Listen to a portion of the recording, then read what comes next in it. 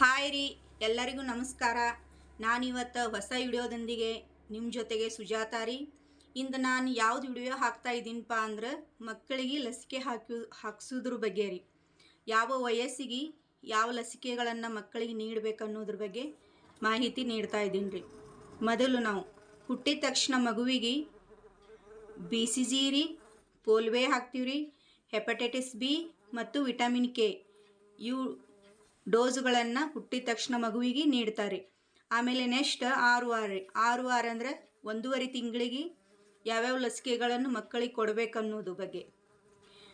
1.5 ತಿಂಗಳಿಗೆ ಫಸ್ಟ್ ಏನು ಹಾಕ್ತೀವಪ್ಪ ಅಂದ್ರೆ ಪೋಲಿಯೋ ಹಾಕ್ತೀವಿ ರೀ, ಆಮೇಲೆ ರೋಟಾ ಹಾಕ್ತೀವಿ ರೀ, IPV ಕೊಡ್ತೀವಿ ರೀ. IPV ಫಸ್ಟ್, PCV ಫಸ್ಟ್, ಆಮೇಲೆ ಪೆಂಟಾ ಫಸ್ಟ್ ಕೊಡ್ತೀವಿ ರೀ. ಇದು 1.5 ತಿಂಗಳಿಗೆ ರೀ.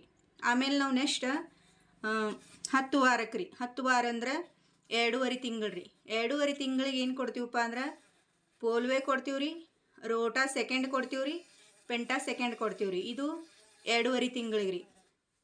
ನೆಕ್ಸ್ಟ್ 16 ವಾರ. 16 ವಾರ ಅಂದ್ರೆ 3.5 ತಿಂಗಳು ರೀ. 3.5 ತಿಂಗಳಿಗೆ ಪೋಲಿಯೋ ಕೊಡ್ತೀವಿ ರೀ, ಆಮೇಲೆ ರೋಟಾ ಥರ್ಡ್ ಕೊಡ್ತೀವಿ ರೀ, IPV ಸೆಕೆಂಡ್ ಕೊಡ್ತೀವಿ ರೀ, PCV ಸೆಕೆಂಡ್ ಕೊಡ್ತೀವಿ ರೀ, ಪೆಂಟಾ ಥರ್ಡ್. ಇದನ್ನು 3.5 ತಿಂಗಳಷ್ಟೇ ಇಷ್ಟು ಡೋಸ್ ಕಂಪ್ಲೀಟ್ ಆಗ್ತಾವೆ ರೀ. ಆಮೇಲೆ ನೆಕ್ಸ್ಟ್ ನಾವು ಯಾವಾಗ ಕೊಡ್ಬೇಕು ಮಗುವಿಗೆ ಲಸಿಕೆಗಳನ್ನಂದ್ರೆ 9 ತಿಂಗಳು ಮುಗ್ದಿರ್ಬೇಕು ರೀ.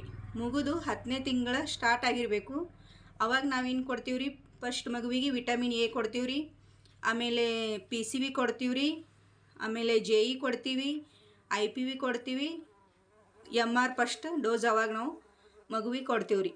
ಇದು ಆದ ತಕ್ಷಣ ನಾವು ಏನು ಮಾಡಬೇಕಪ್ಪ ಅಂದ್ರೆ ಮುಂದೆ 16ರಿಂದ 24 ತಿಂಗಳ ತನಕ ರೀ ಡೋಸ್ ಬರ್ತದೆ ರೀ. ಅವಾಗ ಯಾವತ್ತು ಬರ್ತದಪ್ಪ ಅಂದ್ರೆ ಸೆಕೆಂಡ್ ಡೋಸು MR ಸೆಕೆಂಡ್ ಕೊಡ್ತೀವಿ ರೀ, OPV ಕೊಡ್ತೀವಿ ರೀ, ವಿಟಮಿನ್ A ಕೊಡ್ತೀವಿ ರೀ, ದಡಾರ ಕೊಡ್ತೀವಿ ರೀ. ಇದ್ರ ಜೊತೆಗೆ ಏನು ಕೊಡ್ತೀವಪ್ಪ ಅಂದ್ರೆ DPT ಕೊಡ್ತೀವಿ ರೀ. ಇದು 16ರಿಂದ 24 ತಿಂಗಳ ತನಕ ಇಲ್ಲಿವರೆಗೆ ಇಷ್ಟು ಡೋಸ್ ಇರ್ತಾವೆ ರೀ. ಈ ಡೋಸ್ಗಳನ್ನು ಕಂಪ್ಲೀಟ್ ಆದ್ರೆ ಇದಕ್ಕೆ ಸಂಪೂರ್ಣ ಲಸಿಕೆಗಳು ಅಂತ ಕರಿತೀವಿ ರೀ. ಈ ಲಸಿಕೆಗಳನ್ನು ಮಗುವಿಗೆ ಹಾಕೋದ್ರಿಂದ ಅವರಲ್ಲಿ ಬರುವ ಯಾವುದೇ ರೋಗಗಳನ್ನು ತಡೆಯುವ ಶಕ್ತಿ ಇದರಲ್ಲಿ ಇರ್ತದೆ ರೀ. ಅದರಿಂದ ಮಕ್ಕಳಿಗೆ ಲಸಿಕೆಗಳನ್ನು ನಾವು ತಪ್ಪದೆ ಹಾಕಿಸ್ಬೇಕ್ರಿ. ಆಮೇಲೆ ಈ ಏರಿಯಾದಾಗ ಏನು ಮಾಡ್ತಾರೆ ಜನ ಅಂದ್ರೆ ಸ್ವಲ್ಪ ತಪ್ಪು ಕಲ್ಪನೆಗಳನ್ನು ಇರ್ತಾವೆ ರೀ. ಯಾಕಪ್ಪ ಸುಮ್ಮನೆ ಇಂಜೆಕ್ಷನ್ ಮಾಡಿಸೋದು, ಜ್ವರ ಬರ್ತಿರ್ತಾವ, ಆಮೇಲೆ ಗಂಟು ಆಗ್ತಿರ್ತಾವ, ಆಮೇಲೆ ಅಳ್ತಿರ್ತಾವ, ಸುಮ್ಮನೆ ಯಾಕೆ ನಾವು ಇದು ಮಾಡೋದೊಂದು ಇಂಜೆಕ್ಷನ್ ಹಾಕೊಳಕ್ಕೆ ಅವರು ಅಂತಿರ್ತಾರೆ ರೀ. ಯಾಕಂತಾರಪ್ಪ ಅಂದ್ರೆ ಅವರು ಈಗಿಂದು ಸಮಸ್ಯೆ ಅಷ್ಟೇ ನೋಡ್ತಾರೆ. ಅವರು 1-2 ದಿನ ತ್ರಾಸ ಆಗ್ತದೆ ರೀ ಅಷ್ಟೇ. ಮತ್ತು ಅದೇನು ಭಾಳ ದಿನ ಅವರಿಗೆ ಮಕ್ಕಳಿಗೆ ತ್ರಾಸ ಆಗಂಗಿಲ್ಲ. ಅದಕ್ಕೆ ತ್ರಾಸ ಆಗ್ಲಾರ್ದಂಗೂ ಔಷಧಗಳನ್ನು ಗುಳಿಗೆಗಳನ್ನು ನಾವು ಕೊಟ್ಟಿರ್ತೀವಿ ರೀ. ಆದರೂ ಜನರು ಏನಂತಾರೆ, ಸುಮ್ಮನೆ ಹೋಲ್ ಬಿಡಪ್ಪ, ಯಾಕೆ ಮಾಡಿಸೋದು, ಮಗುವಿಗೆ ತ್ರಾಸ ಆಗ್ತೈತಿ, ನಮಗೂ ಕೆಲಸನಾಗ ಮಾಡಿಸೋದಾಗಂಗಿಲ್ಲ ಅಂತ ಹೇಳಿ ಬಿಟ್ಬಿಡ್ತಾರೆ. ಆದ್ರೆ ಈ ತಪ್ಪುಗಳನ್ನು ಜನ ಮಾಡಬಾರ್ದ್ರಿ. ಯಾಕಂದ್ರೆ ನಾವು ಲಸಿಕೆಗಳನ್ನು ಮಕ್ಕಳಿಗೆ ತಪ್ಪಿಸೋದ್ರಿಂದ ಆ ಮಕ್ಕಳು ಲಸಿಕಾ ವಂಚಿತ ಮಕ್ಕಳಾಗೆ ಉಳಿದು ಬಿಡ್ತಾರೆ.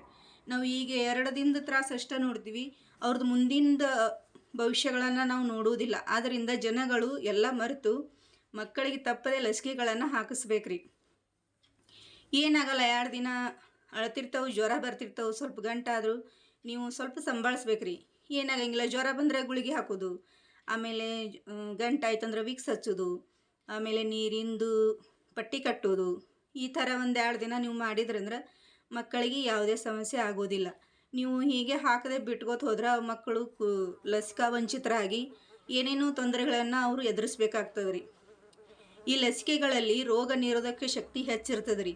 ಆ ಮಗುವಿಗೆ ಯಾವುದೇ ರೋಗ ಬಂದರೂ ಆ ರೋಗಗಳನ್ನು ತಡ್ಕೊಳ್ಳುವಂಥ ಶಕ್ತಿ ಈ ಇಂಜೆಕ್ಷನ್ಗಳಲ್ಲಿ ಇರ್ತದೆ ರೀ. ಆದ್ದರಿಂದ ನೀವು ಲಸಿಕೆಗಳನ್ನು ಅಚ್ಚುಕಟ್ಟಾಗಿ ಟೈಮ್ ಟು ಟೈಮ್ ಅಷ್ಟು ತಪ್ಪಿಸ್ಲಾರ್ದೆ ಹಾಕಬೇಕ್ರಿ.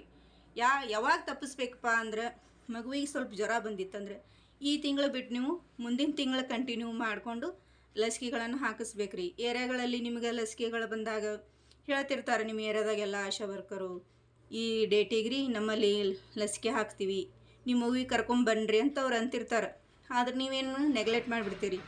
ಏನಪ್ಪ ಬಿಡು, ಆಕಿ ದಿನ ಬರ್ತಾಳೆ, ದಿನ ಹೋಗ್ತಾಳೆ, ಕರಿತಾಳೆ, ಆಕಿಗೆ ರೊಕ್ಕ ಕೊಡ್ತಾರ, ಕೆಲಸ ಮಾಡ್ತಾಳೆ ಅಷ್ಟೇ, ನಾವೇನು ಅದು ತಲೆ ಕೆಡಿಸ್ಕೊಳ್ಳೋದಿಲ್ಲ, ಬರ್ತಾಳೆ ಹೋಗ್ತಾಳೆ, ಯಾಕೆ ಹೇಳಲಕ್ಕೆ ಬಿಡು ಹ್ಞೂ ಅಂದ್ರೆ ಆಯ್ತಂದು ಈ ಥರ ಭಾವನೆಗಳನ್ನು ನೀವು ಇಟ್ಕೋಬೇಡ್ರಿ.